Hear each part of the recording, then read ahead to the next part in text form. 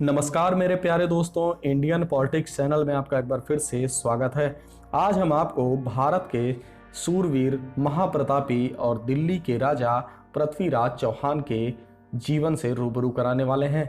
और आज आपको हम ये भी बताएंगे कि पृथ्वीराज चौहान ने किस तरह से भारत की धरती पर मुगलों के घुटने को टिकवाने पर मजबूर कर दिया था और कईयों बार मुगलों को हराकर उनको देश से माफ़ी मांगकर उनके देश लौटाने में सफलता पाई थी।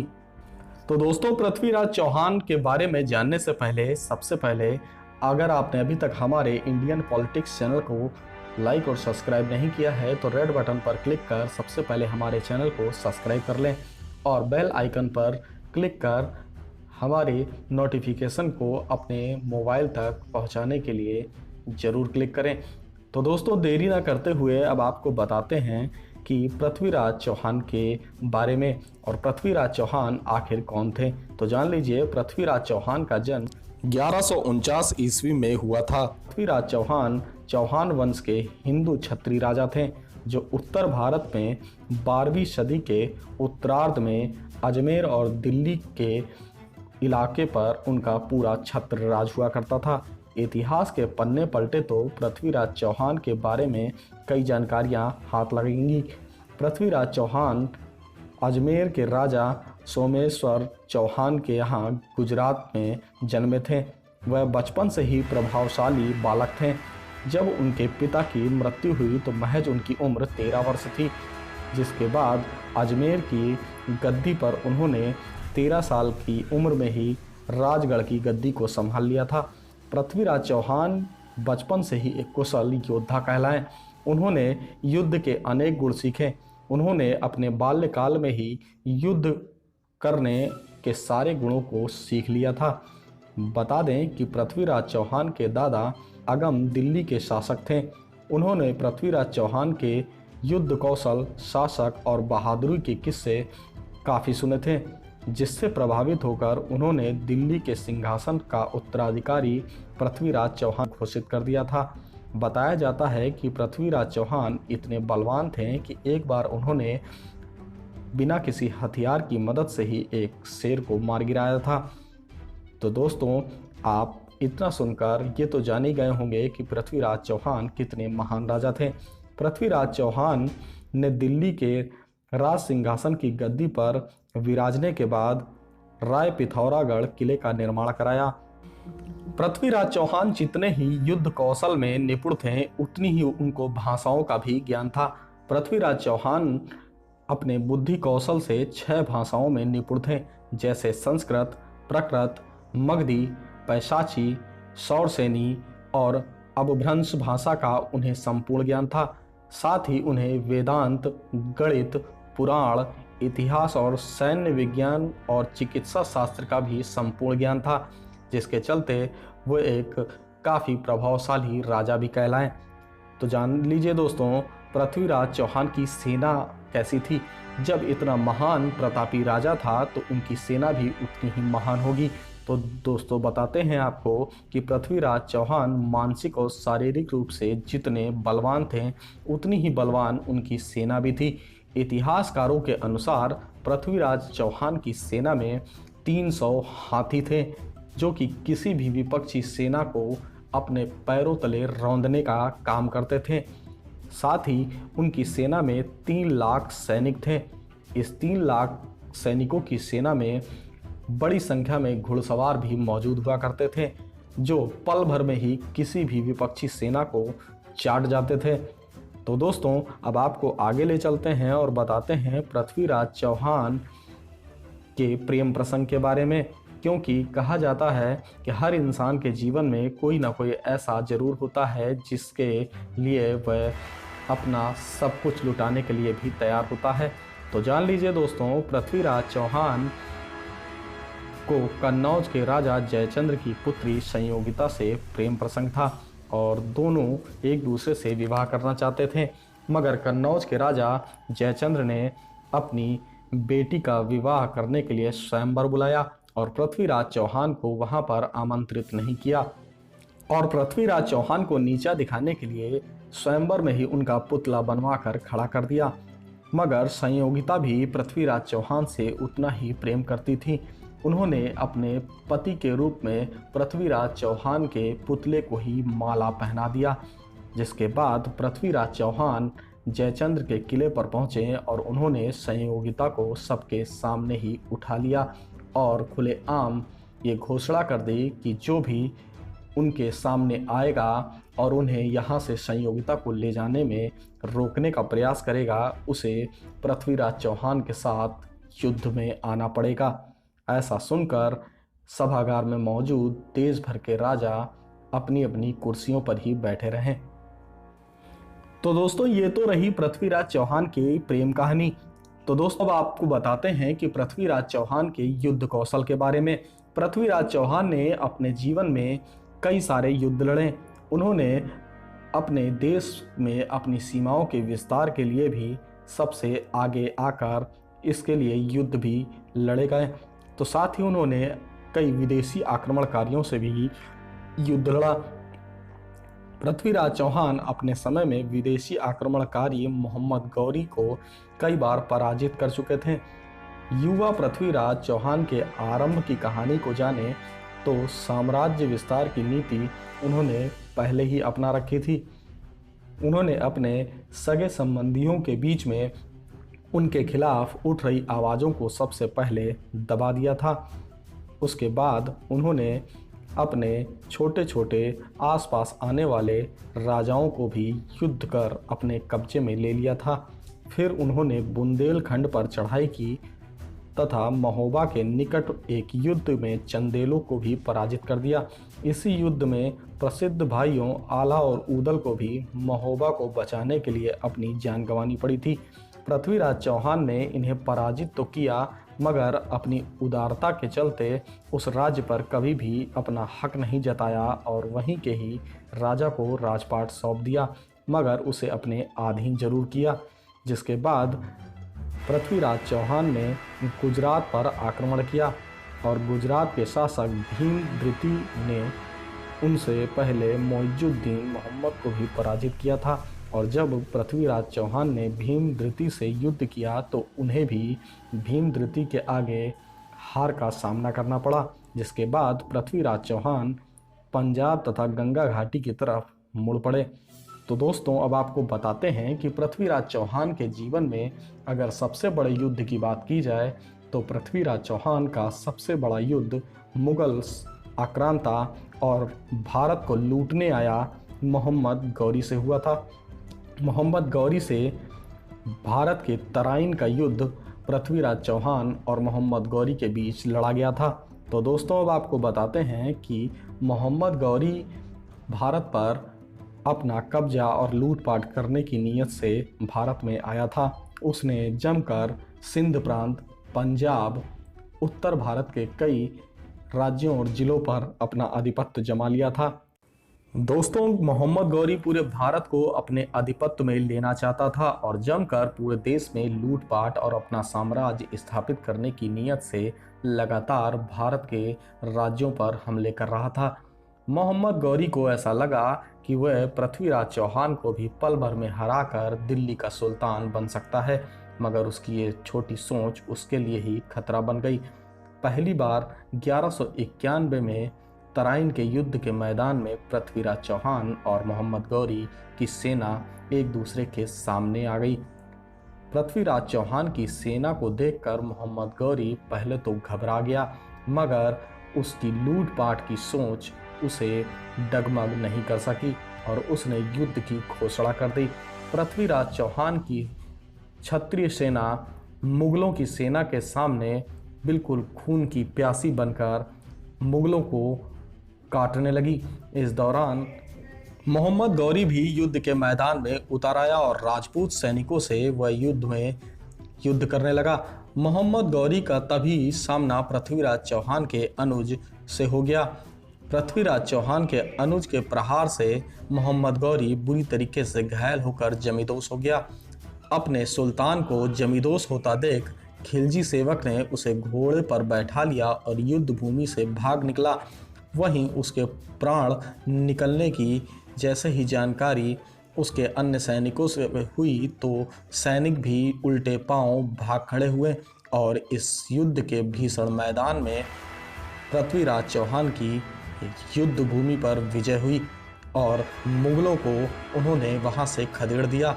बताया जाता है कि पृथ्वीराज चौहान और मोहम्मद गौरी के बीच 17 बार युद्ध हुआ। इस 17 बार के युद्ध में कई बार पृथ्वीराज चौहान के दरबार में मोहम्मद गौरी बेड़ियों में बंद कर आया।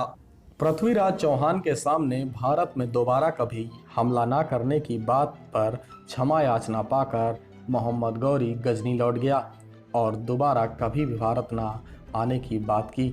जिसके बाद इस घटना की जानकारी जैसे ही कन्नौज के राजा जयचंद्र को लगी तो जयचंद्र को ऐसा लगा कि अगर वह मोहम्मद गौरी से मिल जाता है तो वह पृथ्वीराज चौहान को हरा सकता है और अपनी बेटी को स्वयंवर से उठा ले जाने का बदला भी ले सकता है। जिसके बाद जयचंद्र ने अपने एक गुलाम को भेजकर मोहम्मद गौरी से पृथ्वीराज चौहान के खिलाफ एक संधि कर ली। जिसके बाद दोनों ने एक साथ मिलकर पृथ्वीराज चौहान के दिल्ली सल्तनत पर हमला करने का निर्णय ले लिया। ये घटनाक्रम पृथ्वीराज चौहान से लगातार कई बार युद्ध हारने के बाद भी मोहम्मद गौरी के हौसले पस्त नहीं हुए और कई बार तो ऐसी भी बात सामने सुनने को मिलती है कि मोहम्मद गौरी को पृथ्वीराज चौहान की सेना बांधकर बेड़ियों में उनके राज दरबार में लाई थी, जहां मोहम्मद गौरी ने हाथ जोड़कर दोबारा भारत पर कभी भी हमला ना करने की बात करते हुए पृथ्वीराज चौहान से माफ़ी भी मांगी थी, जिस पर पृथ्वीराज चौहान ने उसे माफ़ी भी दे दी। मगर कहा जाता है कि युद्ध के मैदान में शत्रु को कभी माफ़ नहीं किया जाता। यही गलती आने वाले समय में पृथ्वीराज चौहान के लिए सबसे बड़ी मुसीबत बनने वाली थी। मगर कहा जाता है कि इस दुनिया में ना ही कोई भविष्य को देख पाया है और ना कोई भविष्य को जान पाया है। पृथ्वीराज ने कभी भी ये नहीं सोचा था कि जिसे वो माफ़ कर रहे हैं एक दिन वही उनकी जान का सबसे बड़ा दुश्मन बन जाएगा। और ऐसा ही हुआ। पृथ्वीराज चौहान की माफ़ी के बाद भी धूर्त मोहम्मद गौरी लगातार कई बार हारने के बाद भी हार मानने को तैयार नहीं था। वह मौका ढूंढ रहा था कि कब उसे ऐसा मौका मिले कि वह भारत पर अपना आधिपत्य कर सके। मोहम्मद गौरी के क्षमा याचना किए जाने के बाद पृथ्वीराज चौहान ने उसे माफ़ करके उसे दोबारा उसके मुल्क भेज दिया और दोबारा कभी भी भारत की तरफ आंख उठाने की हिम्मत ना करने की बात की। मगर मोहम्मद गौरी काफ़ी धूर्त था और उसका सपना ये था कि उसे भारत पर कब्जा कर लूटपाट करनी है। इसी बीच मोहम्मद गौरी को ये जानकारी हुई कि कन्नौज के राजा जयचंद्र की भी दुश्मनी पृथ्वीराज चौहान से है। पृथ्वीराज चौहान से अपनी दुश्मनी निकालने के लिए जयचंद्र ने मोहम्मद गौरी को दोस्ती का प्रस्ताव भेज दिया और मिलकर पृथ्वीराज चौहान के खिलाफ युद्ध करने की योजना गठित कर दी। जयचंद्र के प्रस्ताव को जैसे ही मोहम्मद गौरी ने सुना उसने इस पर अपना अमली जामा पहनाना शुरू कर दिया और जयचंद्र के प्रस्ताव को स्वीकार कर लिया। जिसके बाद जयचंद्र की सेना यानी कि कन्नौज की सेना और मुगलों की सेना एक होकर पृथ्वीराज चौहान पर चढ़ाई करने के लिए तैयार हो गई। जैसे ही इस बारे में पृथ्वीराज चौहान को पता लगा कि मोहम्मद गौरी से जयचंद्र ने संधि कर ली है, जिसके बाद उन्होंने अपने आसपास के कई राज्यों से सेना को उनके साथ युद्ध करने के लिए आमंत्रित किया। मगर पृथ्वीराज चौहान का आसपास के कई राज्यों और राजाओं से द्वेष था, जिसके चलते उनके साथ कोई भी खड़ा नहीं हुआ। इस दौरान मुगलों की सेना काफ़ी बड़ी इस बार तराइन के युद्ध के मैदान में मौजूद थी और दोनों ही तरफ से सेनाएं कुछ ही पल में अपने अपने युद्ध कौशल को दिखाने के लिए मैदान में आ गईं और तराइन के युद्ध की घोषणा हो गई। जिसके बाद दोनों ही सेनाओं के बीच भीषण युद्ध शुरू हुआ। इस युद्ध में पृथ्वीराज चौहान की तरफ से हाथियों की सेना ने मुगलों की सेना को जमकर रौंदना शुरू कर दिया। मगर कहा जाता है कि जब घर का भेदी लंका ढाए तो आप कुछ नहीं कर सकते। क्योंकि दुनिया जीतने वाला इंसान अपने घर से ही हार जाता है। पृथ्वीराज चौहान की रणनीति और युद्ध कौशल को जयचंद्र अच्छी तरीके से जानता था। जयचंद्र ने कई सारी गोपनीयताओं को भंग किया और मुगल सेना को उसकी जानकारी दी।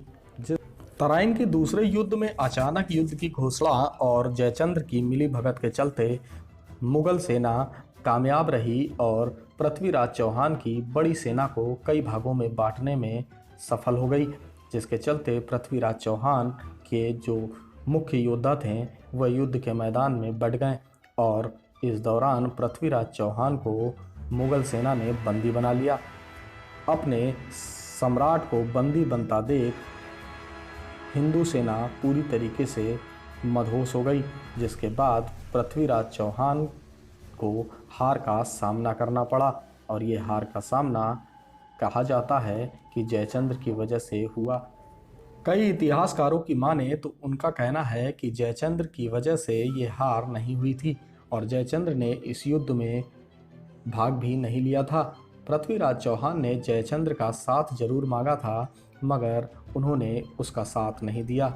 ऐसे में कहीं न कहीं से ये बात भी सिद्ध होती है कि इतिहासकारों का आपस में मतभेद क्यों है। मेरा ऐसा मानना है कि मुग़ल काल में मुग़ल अपने हिसाब से इतिहास को लिखवाया करते थे और उस वक्त के इतिहासकार मुग़लों के ही कहने पर चलते थे। इस दौरान आपको बता दें कि ये भीषण युद्ध में पृथ्वीराज चौहान को बंदी बना लिया गया और कई जगह ऐसा कहा जाता है कि युद्ध के मैदान में ही पृथ्वीराज चौहान की हत्या कर दी गई। मगर पृथ्वीराज चौहान के राजकवि चंद्रवरदाई ने अपनी पुस्तक पृथ्वीराज रासो में ये दर्शाया है कि पृथ्वीराज चौहान को मोहम्मद गौरी ने बंदी बनाने के बाद उनकी गर्म सलाखों से आंखें फोड़ दी और अपने साथ बंदी बनाकर गजनी ले गया। एक बार गजनी में उसने युद्ध कौशल का एक खेल रखा जिसमें चंद्रवरदाई भी उनके साथ मौजूद रहे, जहां चंद्रवरदाई ने मोहम्मद गौरी के सामने पृथ्वीराज चौहान की तीर और कमान चलाने की भी बात की, जिसे हंसते हुए मोहम्मद गौरी ने कहा कि आखिर एक अंधा व्यक्ति तीर कैसे चला सकता है। पृथ्वीराज चौहान की इस युद्ध कला को देखने के लिए मोहम्मद गौरी ने इस खेल का आयोजन किया गया, जहां उनके साथ चंद्रवरदाई भी मौजूद रहे। इस पूरे घटनाक्रम को चंद्रवरदाई के ही परिवार के लोगों ने पृथ्वीराज रासो में दर्शाया है।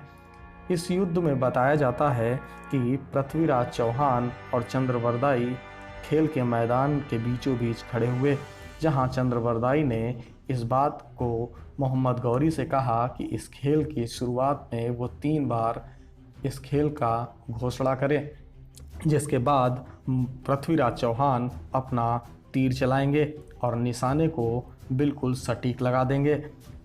जैसे ही मोहम्मद गौरी अपने दरबार के सामने खड़ा होकर खेल को शुरू करने की बात करने लगा और उसने इस युद्ध की शुरुआत करने की घोषणा की, वहीं पृथ्वीराज चौहान कहा जाता है कि उन्हें शब्दवेदी बाण का भी ज्ञान था। शब्दवेदी बाण का ज्ञान होने के चलते चंद्रवरदाई ने उनसे कहा कि 4 बास 24 गज अंगुल अष्ट प्रमाण ता ऊपर सुल्तान है मत चुको चौहान। दोहा सुनते ही पृथ्वीराज चौहान ने अपने शब्दवेदी बाण को मोहम्मद गौरी की तरफ घुमाया और अपने तीर कमान से तीर को छोड़ दिया। सीधे मोहम्मद गौरी के ये तीर जाकर सीने में धंस गया और उसकी सिंहासन पर ही दर्दनाक मौत हो गई, जिसके बाद पृथ्वीराज चौहान और चंद्रवरदाई ने एक दूसरे को चाकुओं से हमला कर अपने को ही मार लिया। सबसे बड़ी बात ये रही कि ये दोनों वीर योद्धा अपनी हार को कभी भी स्वीकार नहीं करना चाहते थे। दोस्तों, आज हमने आपको ये बताया है कि पृथ्वीराज चौहान ने अपना कभी भी शीश झुकने नहीं दिया और मुगल को उनके ही देश में जाकर धो दिया। दोस्तों, कई इतिहासकारों का कहना है कि मोहम्मद गौरी भारत में मारा गया था। यदि वह भारत में मारा जाता तो उसकी समाधि आखिर गजनी में कैसे बनती, वर्तमान की स्थिति को बताएं तो अफ़गानिस्तान के गजनी में आज भी मोहम्मद गौरी की कब्रगाह बनी हुई है। इस घटना को अब तो 800 वर्ष बीत चुके हैं, मगर आज भी अफ़गानिस्तान में बनी गजनी में पृथ्वीराज चौहान की भी कब्रगाह उसी जगह पर बनाई गई है जहां पर मोहम्मद गौरी की। और वर्तमान की बात करें तो पृथ्वीराज चौहान की कब्रगाह को शैतान बताकर वहां पर चप्पलों और जूतों को रखा जाता है। तो वहीं पृथ्वीराज चौहान को अपमानित कर गजनी और अफ़गान के लोग वहां जाकर मोहम्मद गौरी की कब्र पर बैठते हैं। अफ़गानिस्तान और पाकिस्तान के लोगों की माने तो पृथ्वीराज चौहान उनके कट्टर दुश्मन हैं, क्योंकि पृथ्वीराज चौहान ने ही गजनी आकर मोहम्मद गौरी को धोखे से मार दिया था। मगर ये धोखा नहीं, ये युद्ध कौशल है, क्योंकि दुश्मन दुश्मन होता है। ऐसे में कहीं न कहीं से आज भी पृथ्वीराज चौहान के लिए अफ़गान और पाकिस्तान के लोगों में काफ़ी आक्रोश है। वहीं तमाम बार पृथ्वीराज चौहान के बारे में कई लोगों की अलग अलग सोच होती है, मगर स्थितियां और परिस्थितियां इंसान से सब कुछ करवा देती हैं। कहा जाता है कि मनुष्य अपना वर्तमान और भविष्य नहीं देख सकता। और इस युद्ध की बात करें तो इस युद्ध में पृथ्वीराज चौहान की हार जरूर हो गई, मगर वो देश के लिए एक सबब बन गए। पृथ्वीराज चौहान के इस युद्ध के हारने के बाद भारत में मुगलों का आधिपत्य शुरू हो गया। इसलिए ही पृथ्वीराज चौहान को भारत का अंतिम हिंदू राजा कहा जाता है। तो दोस्तों, आपको आज हमने पृथ्वीराज चौहान के बारे में और उनके जीवन परिचय के बारे में बताया है। उम्मीद है कि आपको हमारा ये वीडियो काफ़ी पसंद आया होगा। तो आप आगे भी हमारे साथ इसी तरीके से जुड़े रहें और हमारे चैनल को ज़्यादा से ज़्यादा सब्सक्राइब करें। जय हिंद, जय भारत।